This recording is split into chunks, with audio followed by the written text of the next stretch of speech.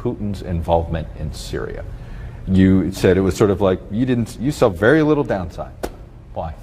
I'll tell you what, I am somebody that, and you know I've been saying this to you for a long time, I want our military to be beyond anything, no contest. And technologically, most importantly, because you're getting now, militaries have to be technologically advanced, so we probably have a big advantage. We do have a big advantage of that.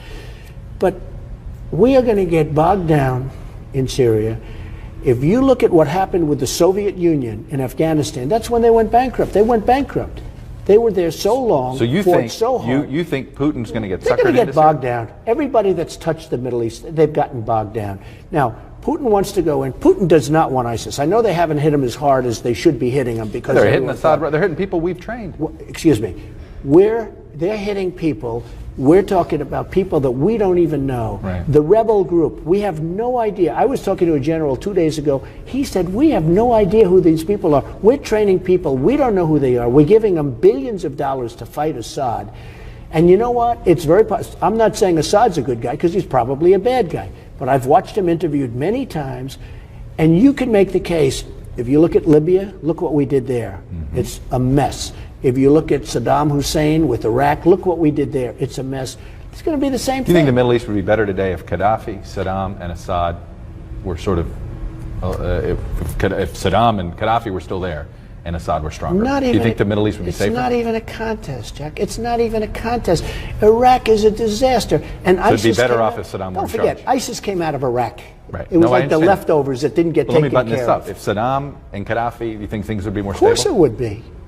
You wouldn't have had your Benghazi situation, which is one thing, which was just a terrible situation. But of course it would. Libya is not even, nobody even knows what's going on over there. It's not even a country anymore. So you welcome Putin's involvement?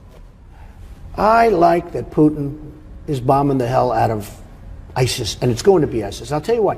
Putin has to get rid of ISIS because Putin doesn't want ISIS coming into Russia. Why do you trust him and nobody else does? I don't trust him. I don't trust him at all. Other than we both got very good ratings the other night on 60 Minutes because it was with me and Putin. Can you believe this? Of all there things, you go. Right? So I don't know. Did I get the ratings or did he? But the truth is, it's not a question of trust. I don't want to see the United States. We've spent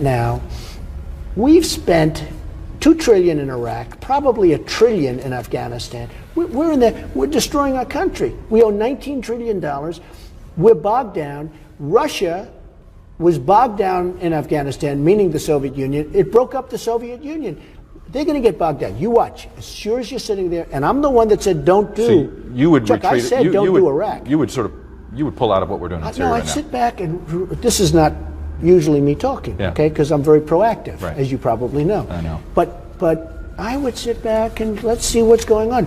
Here's the problem to what you're saying in Syria. Mm-hmm. We are fighting Assad, and we're fighting for people and helping people that we don't even know who they are. And they may be worse than Assad. They may be worse, okay? They may be worse. And if Assad never happened, if you didn't have a problem in Syria, you wouldn't have the migration. You wouldn't be talking about all of these countries with what's going on in Europe. And now they're talking about taking 200,000 people that we don't even know who they are and bringing them to the United States. The whole thing is ridiculous. So I'm not justifying Putin. But you watch. He'll get bogged down there. He'll be there. He'll spend a fortune. He'll be begging to get out. Everybody that's gone to the Middle East has had nothing but problems.